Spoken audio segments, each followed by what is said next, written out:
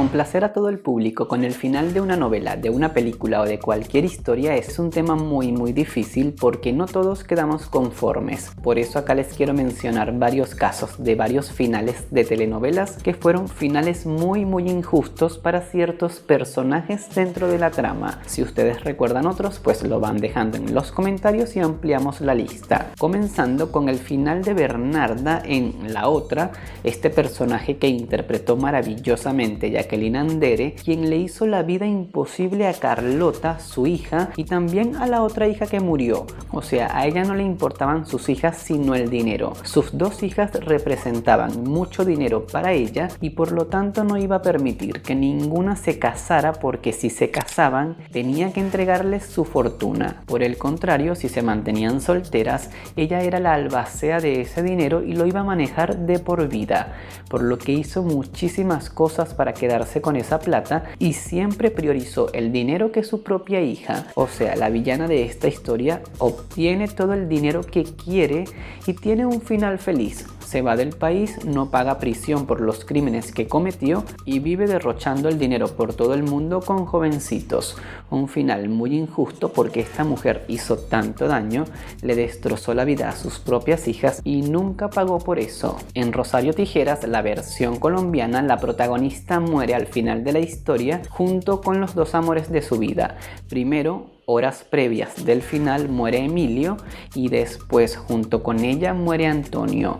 A mí me pareció súper injusto el final, aunque era una criminal. Estas historias tratan de mostrarnos la parte humana y hacen que, aunque sea una criminal, uno la termine amando, y a Rosario Tijeras la amamos en toda la historia porque también sufrió muchísimo y se vio obligada a meterse en ese mundo, y Emilio y Antonio la siguieron hasta la muerte. Es muy fuerte la parte final de Antonio y ella, porque Antonio puede salvarse, ella le dice que se quede allí y ella enfrenta lo que venga, pero Antonio no le ve sentido a su vida si no es con ella y decide salir con ella y enfrentar a los otros maleantes, siendo abatidos los dos y muriendo en la última escena de la historia.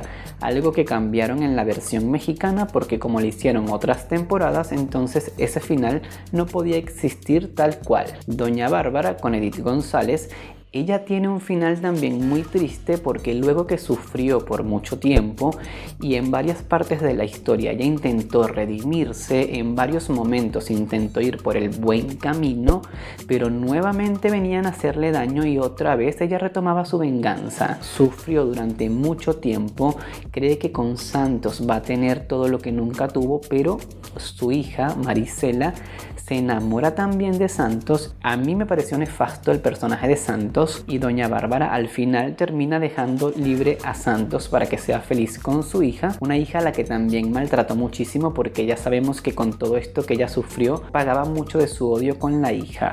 Pero al final decide irse en una canoa con sus espíritus, con sus seres queridos y abandonar todo el mundo que la rodeaba.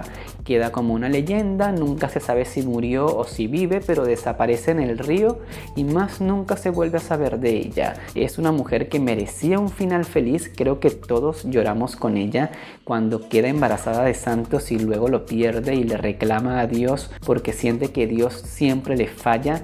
Esa escena es maravillosa. Edith González era una actriz espectacular y en el drama sin duda nos hacía llorar muchísimo. Toda una dama, que es una adaptación de Señora y que se dice que José Ignacio Cabrujas, su autor, se basó en Doña Bárbara para crearla y tener su propia historia, aunque fuera basada en esta, tiene un final un tanto similar.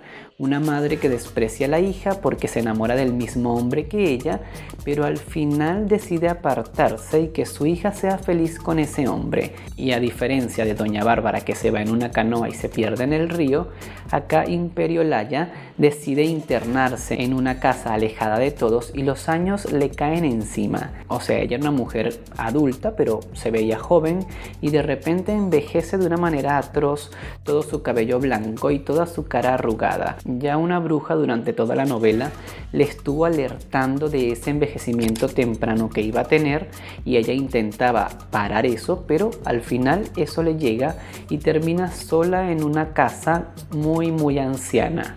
Es una mujer que a los 15 años la vendieron, el hombre la maltrataba, la embarazó, le robó a la hija, le hizo creer que murió y después, cuando se superó de todo esto, resulta que esa hija no murió y se enamoró del mismo hombre que ella.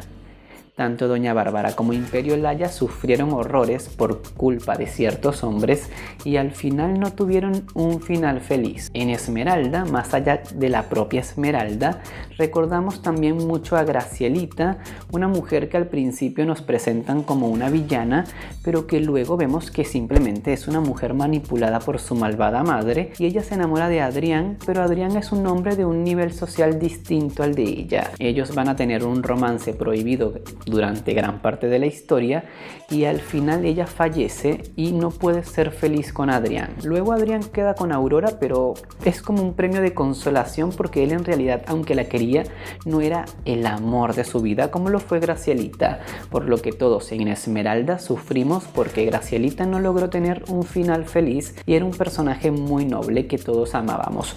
Puede que nos desesperara al principio de la historia, pero luego la amamos. Ahora ustedes acá abajo en los comentarios díganme cuáles son para ustedes los finales más injustos de telenovelas y vamos debatiendo. No olviden seguirme en Instagram y por supuesto suscribirse acá. Denle click en suscribir y activen la campanita. Ahora sí me despido y nos vemos en un próximo video. Chao.